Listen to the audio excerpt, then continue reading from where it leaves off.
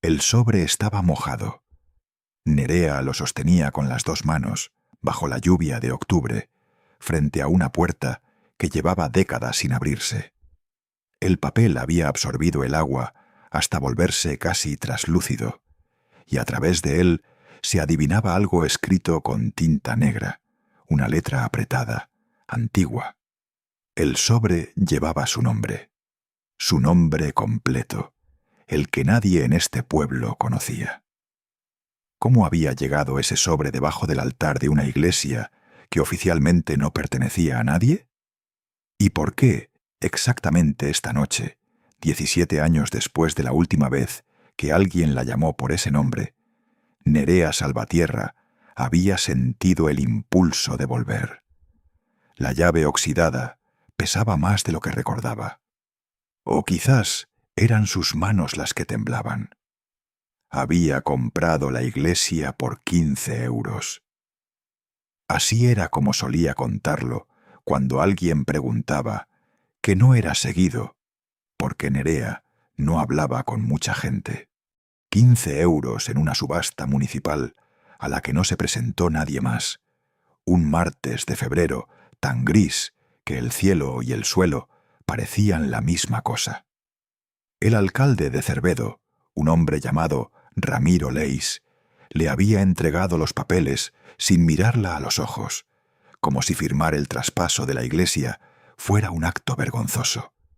Quizás lo era. La iglesia llevaba 42 años cerrada.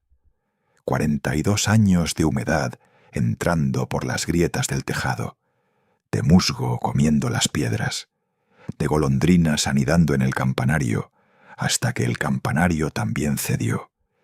Y lo único que quedó fue la campana misma, torcida, enterrada hasta la mitad en la tierra del atrio, como si alguien la hubiera plantado ahí a ver si crecía. Nerea tenía 17 años cuando se quedó sin casa. Ahora tenía 34, y la única propiedad a su nombre era una iglesia arruinada en el extremo occidental de Galicia, un edificio de granito del siglo XVII que los vecinos de Cervedo llamaban Aigrexa dos Esquecidos, la iglesia de los olvidados, aunque nadie recordaba bien por qué. Solo los más viejos del lugar guardaban algún fragmento. Que la iglesia había sido sellada de noche, que habían venido hombres de fuera, que el párroco de entonces había desaparecido antes de que amaneciera. El resto era silencio. El tipo de silencio que los pueblos pequeños cultivan durante generaciones, porque es más fácil no saber. Pero el sobre bajo el altar sabía. Nerea había llegado a Cervedo en tren, con una mochila, una linterna de cabeza, y la idea vaga de que restaurar algo roto podría ser una forma de entender cosas que en su vida habían quedado sin reparar. Era restauradora de oficio, aunque se resistía a llamarlo así. Decía que arreglaba lo que otros habían tirado. Había trabajado en iglesias de Castilla, en ermitas del Pirineo, en una capilla de pescadores en Bretaña que olía a sal y a grasa de barco. Tenía manos que sabían leer el granito como si fuera un texto, que distinguían el daño del tiempo del daño humano, que encontraban el punto exacto donde aplicar la mezcla para que la piedra volviera a respirar sin perder su cicatriz. Llegó a Cervedo un jueves. El viernes caminó hasta la iglesia. Tardó 40 minutos desde la pensión, porque la carretera terminaba antes del último repecho, y el resto era sendero de tierra entre helechos que le mojaban los pantalones hasta las rodillas. La iglesia apareció de golpe cuando el sendero doblaba a la derecha, y Nerea se detuvo. Hay edificios que esperan. Esta iglesia esperaba de esa manera. La fachada era de granito oscuro, casi negro por la humedad, con una portada barroca que todavía conservaba sus dos columnas y el arco de medio punto, aunque el tímpano había perdido 3/4 partes de su relieve. Lo que quedaba Era una figura con los brazos extendidos, imposible de determinar si era un santo bendiciendo o alguien cayendo. El atrio estaba invadido por el tojo, esa planta gallega de espinas amarillas que crece donde la tierra fue pisada por última vez hace mucho. Había un muro de piedra a los lados, medio derrumbado. Y la campana así, exactamente donde se la habían descrito, hundida en el barro del atrio, inclinada unos 30 grados, con el yugo todavía encima, como una corona torcida. Nerea sacó su cuaderno y empezó a anotar. Anotó el estado de la cubierta, que faltaba en casi un tercio de la nave. Anotó la vegetación en las juntas del muro sur. Anotó que la puerta principal tenía 3 capas de pintura sobre la madera original y que la última capa, la más reciente, era de un verde oscuro que ya se descascarillaba en placas y que debajo asomaba un rojo y debajo del rojo un negro y que el negro era el color que la puerta tenía cuando fue sellada. Lo sabía porque en el marco, casi borrada pero legible, si uno sabía lo que buscaba, había una marca de alquitrán con la forma de una cruz. Marca de cierre definitivo. Los canteros gallegos la llamaban a cruz do remate. Se ponía cuando una obra se daba por terminada y no debía tocarse más. Alguien había sellado esa iglesia con la intención de que nadie volviera a entrar. Esa noche, en la pensión, Nerea no durmió bien. Se levantó 2 veces a beber agua, y la segunda vez se quedó sentada en el borde de la cama, mirando sus manos. Tenía una cicatriz pequeña en el dedo índice de la derecha, del día que con 14 años rompió un vaso intentando fregar en la cocina de un bar donde trabajaba de manera ilegal, porque su madre ya llevaba 6 meses sin poder levantarse de la cama y alguien tenía que pagar el gas. La cicatriz era blanca, delgada, una línea casi decorativa. Los domingos por la noche, cuando estaba sola, a veces la tocaba sin saber que lo hacía. La historia de por qué Nerea se quedó sin casa a los 17 es la misma historia que tienen muchos y que nadie quiere escuchar en voz alta. Su madre murió en enero. El piso era de alquiler. El casero esperó exactamente 13 días antes de llamar. Nerea tenía una tía en Lugo que le dijo que no cabía, y un profesor en el instituto que le habló de un programa de ayuda y le dio un papel con un número de teléfono. Y cuando Nerea llamó al número, la primera vez comunicaba, y la segunda vez saltó el contestador, y la tercera vez alguien cogió y le dijo que el programa había cerrado por recortes en septiembre. Era enero. Nerea colgó el teléfono, miró la habitación donde había dormido toda su vida y empezó a doblar ropa. Pasó ese invierno en una nave abandonada en las afueras de Vigo, junto con otras 4 personas que tampoco tenían a dónde ir. Había un hombre mayor llamado Celestino que sabía hacer fuego con lo que encontrara y que nunca preguntaba nada personal. Había una chica de su edad, Valentina, que tenía una radio de pilas y la ponía muy baja por las noches para no molestar, y que desapareció a mediados de febrero sin decir nada. Simplemente un día no estaba. Había un chico de unos 25 que dormía siempre con los zapatos puestos y que tosía toda la noche. Y había una mujer que nunca dijo su nombre y que pasaba los días escribiendo en un cuaderno que guardaba dentro de la chaqueta. Nerea aprendió más sobre la resistencia humana en esa nave que en todos sus años de escuela. También aprendió que hay 2 tipos de frío. El frío del aire, que el cuerpo puede negociar con capas y movimiento. Y el frío de no saber si alguien en el mundo sabe que existes, que es el frío que se instala debajo de los huesos y que no se va del todo aunque pasen los años y consigas un techo y un trabajo y una vida que desde fuera parece entera. Celestino fue quien le enseñó a mirar los edificios, no de manera formal. Era que él tenía la costumbre, cuando caminaban por la ciudad buscando algo que comer o algo que necesitaran, de detenerse delante de algún edificio viejo y señalar algo. La curva de una piedra, la manera en que un arco distribuía el peso. Le decía: «¿Ves ahí esa grieta? Eso es porque quien lo construyó puso demasiada carga sobre una sola viga, y la viga cedió, pero la piedra aguantó. La piedra siempre aguanta más de lo que uno espera».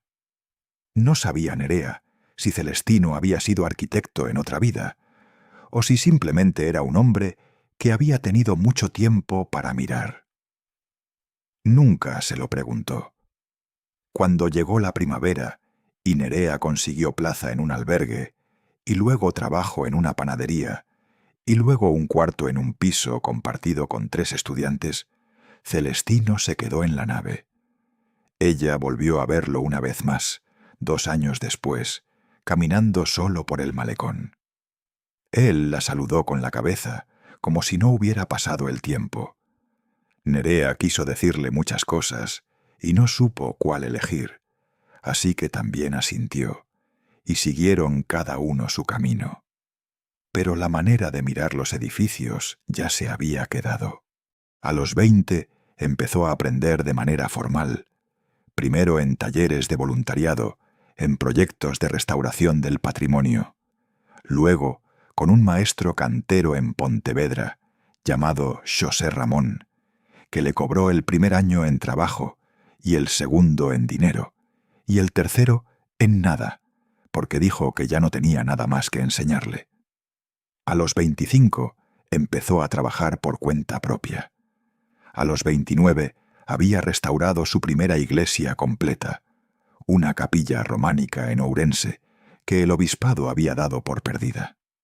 A los 32, un periodista la entrevistó para una revista de patrimonio, y ella le habló de su trabajo, pero no de su historia, y el periodista escribió que era una restauradora con un talento poco común para escuchar lo que los edificios quieren decir, que era una manera bastante acertada de describirlo, aunque Nerea nunca usaría esa frase por sí misma. A los 34 compró la iglesia de los olvidados por 15 euros. Tardó 3 semanas en limpiar el atrio lo suficiente como para acercarse a la puerta con seguridad.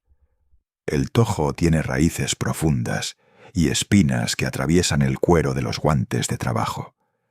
Lo fue cortando cada mañana, poco a poco, con una podadera y con paciencia. Los vecinos del pueblo que pasaban por el camino la miraban sin decir nada, o con monosílabos corteses, con ese respeto gallego a distancia que puede parecer frialdad y que en realidad es una forma muy antigua de esperar a ver.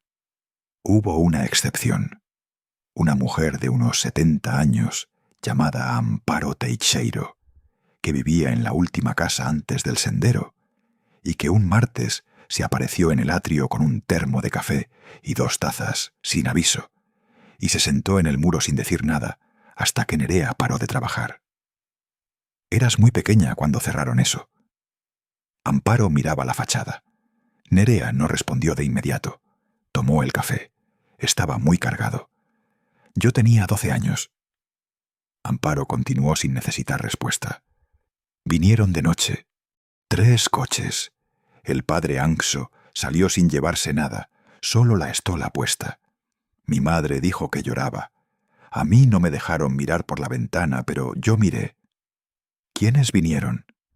Gente del obispado, eso decían. Amparo hizo el gesto gallego de encogerse de hombros, que no significa indiferencia, sino incertidumbre sobre algo que ya no se puede saber. Pero mi madre siempre dijo que con ellos venía alguien más, alguien que no era de la iglesia. ¿Y el padre Anxo? Se fue a Lugo. Después nadie supo más. Amparo se levantó, recogió las tazas y miró a Nerea de una manera directa, sin adorno. Hay cosas que en este pueblo llevan mucho tiempo sin decirse. Tú eres de fuera, así que a lo mejor puedes oírlas. Se fue sin añadir nada más.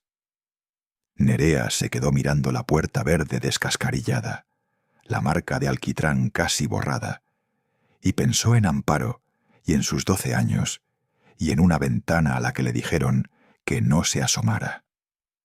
Al día siguiente empezó a trabajar en la puerta.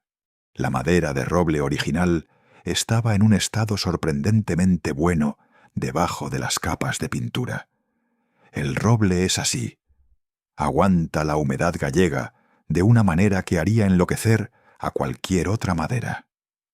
Nerea fue quitando las capas con paciencia, primero con calor suave, luego con espátula fina, luego con papel de lija de grano progresivamente más fino, hasta llegar a la veta original, que era oscura y apretada y olía todavía, faintly, a la resina con que la habían tratado siglos atrás.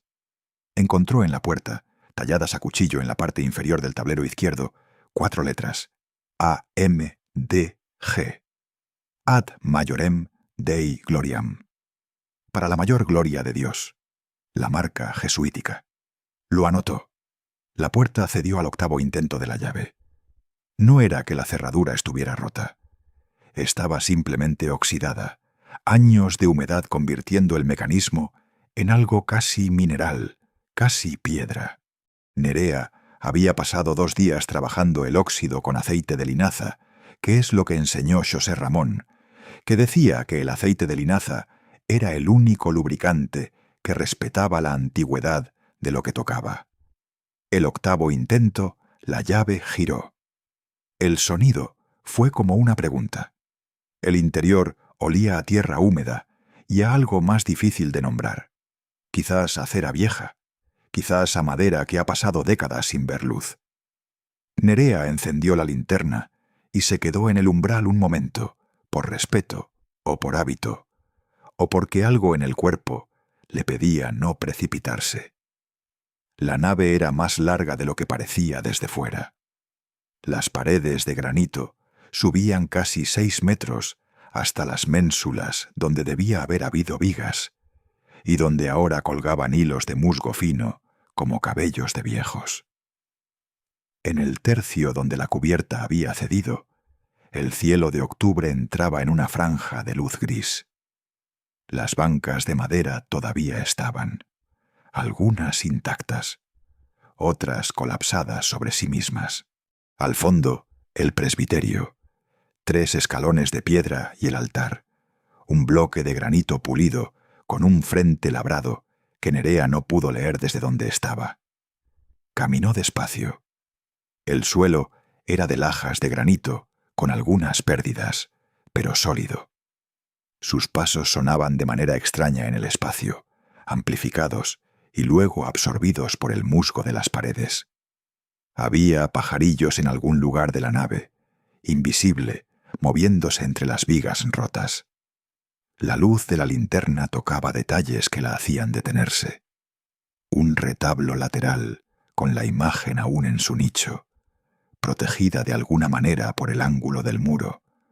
Una virgen con las manos juntas y la pintura descascarillada, pero el rostro intacto, limpio, como si alguien lo hubiera limpiado esa misma mañana. Una pila bautismal en el lado del Evangelio, con el agua del cielo acumulada adentro, verde y quieta. Y el altar. El altar tenía el frente labrado, con una escena que Nerea tardó varios minutos en descifrar. No era una escena bíblica estándar. Era un paisaje, colinas, un río, lo que parecía un grupo de personas en movimiento, y sobre ellos, en lugar del símbolo habitual del sol o del ojo de Dios, había una espiral gallega, de las que aparecen en los castros prerromanos, en los petroglifos que duermen bajo la hierba de los montes, desde antes de que hubiera nombres para estas tierras. Nerea se arrodilló delante del altar y acercó la linterna. El frente labrado era una pieza separada del bloque principal.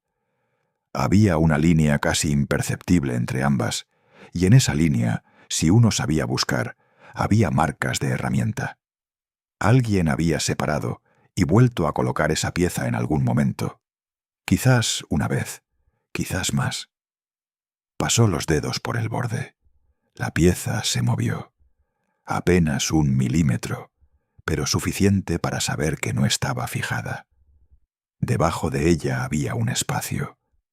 Nerea retiró la mano, se sentó sobre los talones y respiró. El corazón le latía de una manera que reconocía de los edificios en estado crítico, cuando el suelo cruje bajo los pies y uno no sabe si el siguiente paso va a aguantar. Esa mezcla de miedo y de querer saber. Fue a buscar sus herramientas. Lo que encontró debajo del frente del altar eran dos cosas. La primera era una caja de hojalata, pequeña, del tipo que antes se usaba para galletas o para tabaco, con la tapa oxidada pero cerrada. La segunda era el sobre mojado, con su nombre, Nerea Salvatierra, escrito con una caligrafía antigua, las letras inclinadas hacia la derecha, como hacía la gente que aprendió a escribir con plumilla. La caja de hojalata la dejó sobre el altar. El sobre lo giró varias veces entre los dedos. La linterna apoyada en el suelo proyectaba su sombra larga hacia el presbiterio, y durante un momento tuvo la sensación de que era el doble de alta de lo que era, de que su sombra llenaba el altar entero. ¿Quién sabía su nombre completo en este pueblo? Nadie. Había firmado la compra como N. Salvatierra, con inicial.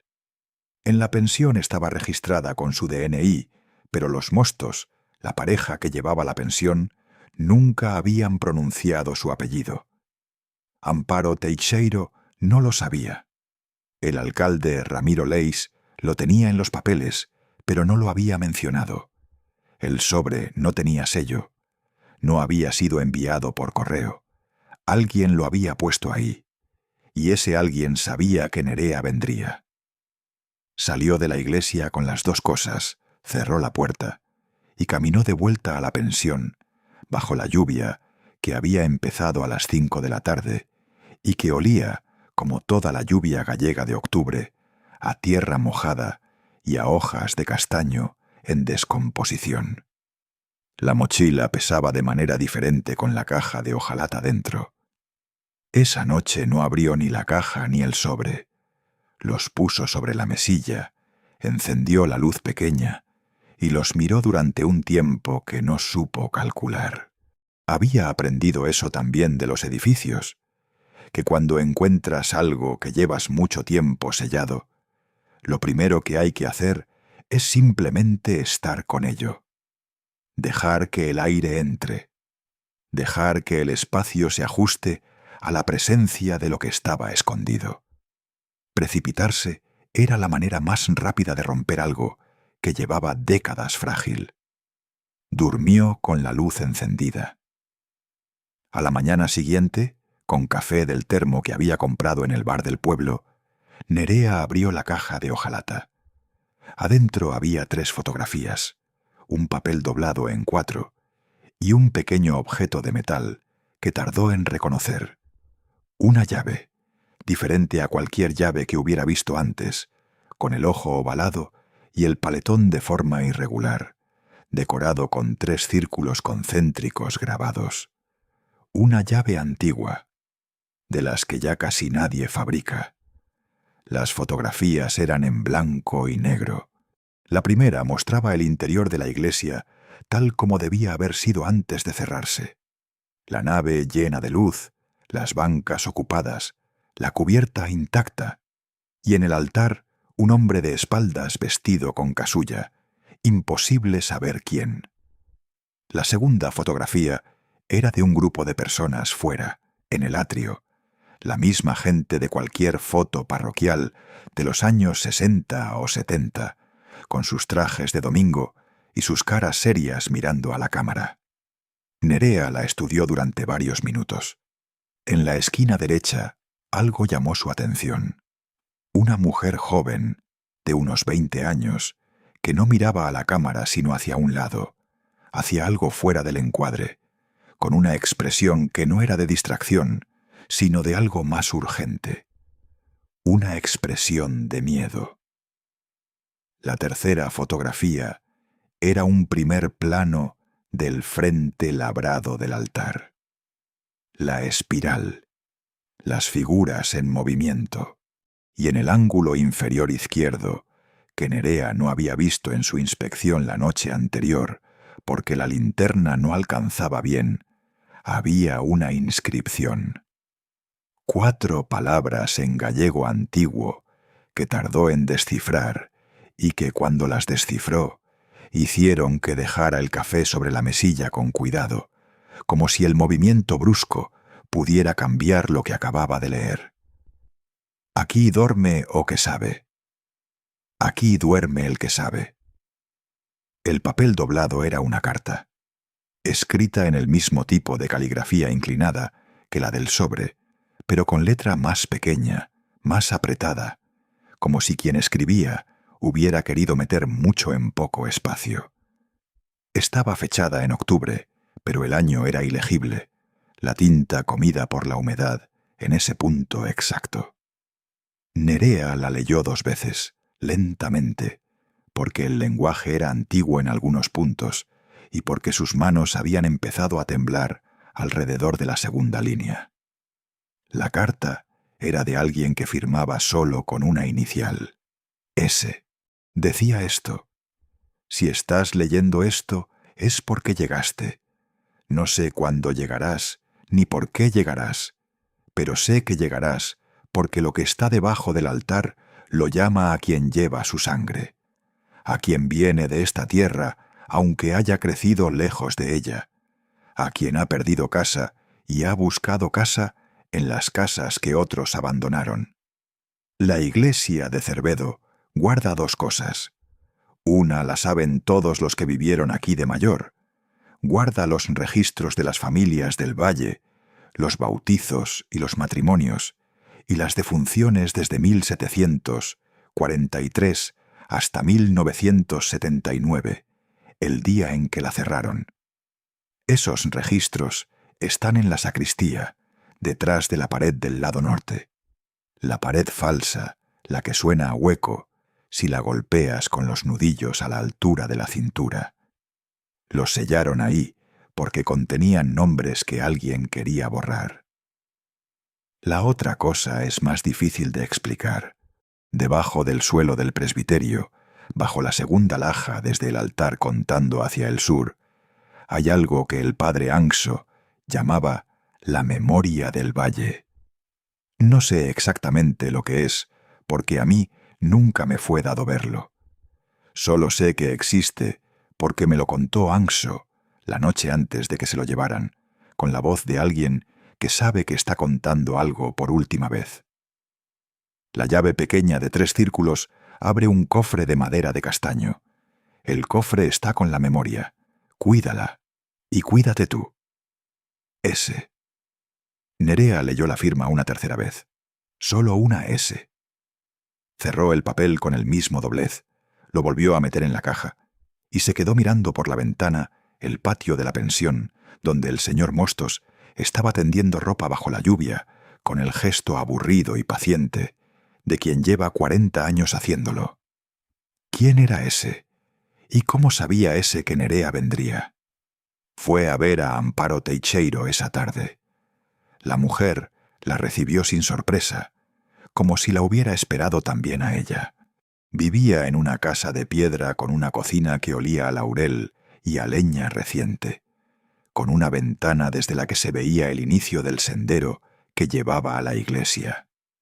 Había flores en el alféizar, flores de octubre, cosmos malva y algún caléndula tardío. Amparo hizo café sin preguntar si lo quería.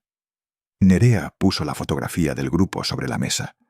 La del atrio, la gente en domingo, la mujer joven mirando hacia un lado. Amparo la miró. Sus dedos no la tocaron, pero sus ojos se posaron en ella con un reconocimiento que no necesitaba palabras. Esta es Soledad, Amparo dijo el nombre despacio, como quien abre una ventana que ha estado cerrada mucho tiempo. Soledad Salvatierra. El apellido entró en la cocina como el frío entra cuando se abre la puerta en invierno. Nerea no dijo nada. Era de este pueblo. Se marchó cuando cerraron la iglesia. O la marcharon, mejor dicho. Amparo rodeó la taza con las dos manos. ¿Cuántos años tienes tú? 34. Soledad tendría 91 ahora, si viviera. ¿Vivió en Vigo? La voz de Nerea sonó rara, más baja de lo que quería. Amparo la miró. En Vigo, sí, pero antes estuvo aquí, mucho tiempo aquí. Era la persona que más sabía sobre esta iglesia, sobre todo lo que había dentro y todo lo que había debajo. Una pausa. ¿La conociste? No sé. Nerea miró la fotografía. La mujer joven con su expresión de miedo, mirando hacia algo fuera del encuadre. Creo que no, pero creo que... mi madre sí.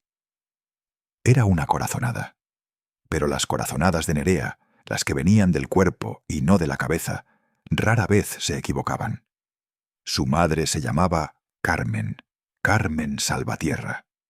Había nacido en un pueblo de la costa, eso era lo que Nerea sabía, o creía saber, porque su madre hablaba poco del pasado, y Nerea había aprendido de pequeña que había preguntas que se podían hacer y preguntas que se dejaban quietas. El apellido era el mismo, Salvatierra. No era un apellido común. ¿Soledad tuvo hijos? Nerea lo preguntó con la voz de alguien que no está segura de querer saber la respuesta. Una hija. Amparo lo dijo sin rodeos, que se llevó con ella cuando la echaron del pueblo. Una niña pequeña. Creo que tenía 4 o 5 años. Nerea tenía 34. Su madre habría tenido 59 si hubiera vivido. Si la niña que Soledad se llevó había nacido cuando Soledad tenía unos 25 años, los números encajaban. No de manera definitiva. No todavía. Pero encajaban de la manera en que las piezas de una pared encajan cuando uno las coloca con cuidado.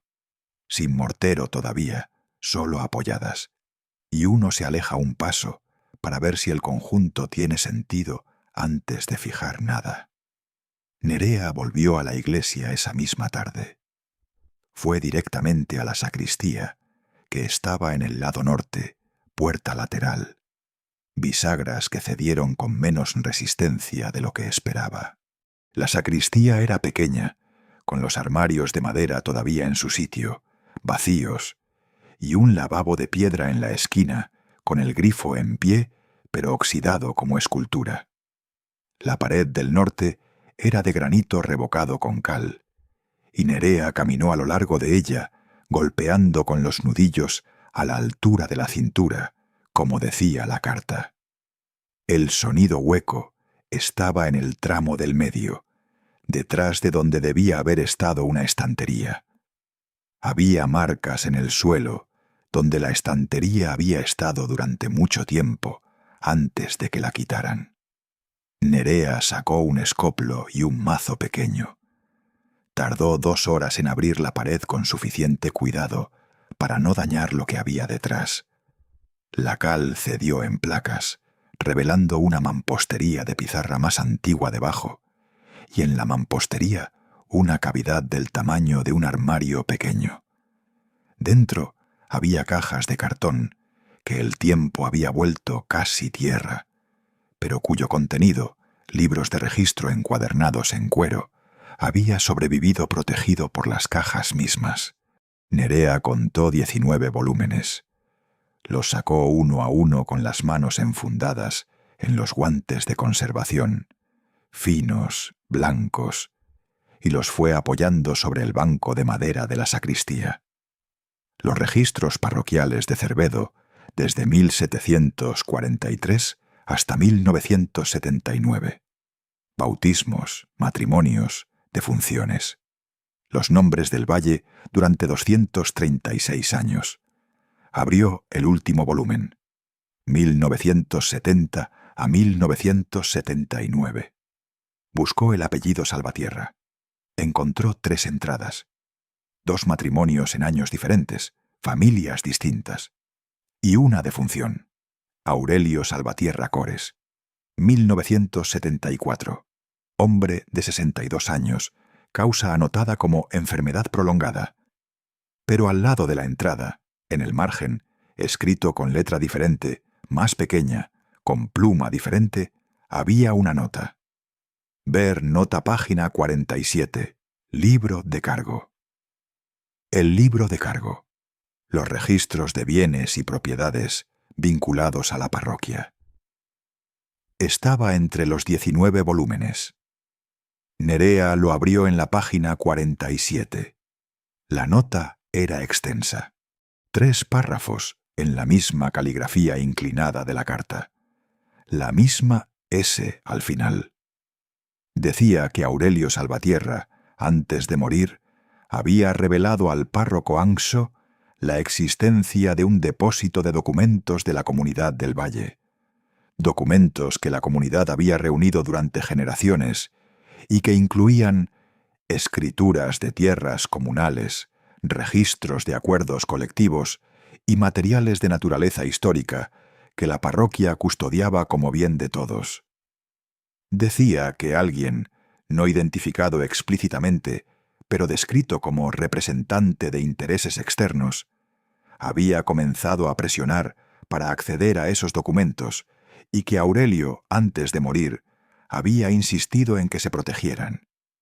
Decía que el padre Anxo los había ocultado bajo el presbiterio, en el cofre de castaño, en la espera de tiempos mejores o de alguien que supiera qué hacer con ellos. Y decía, al final, en una letra más temblorosa que el resto, como si ese hubiera estado cansada o asustada cuando lo escribió.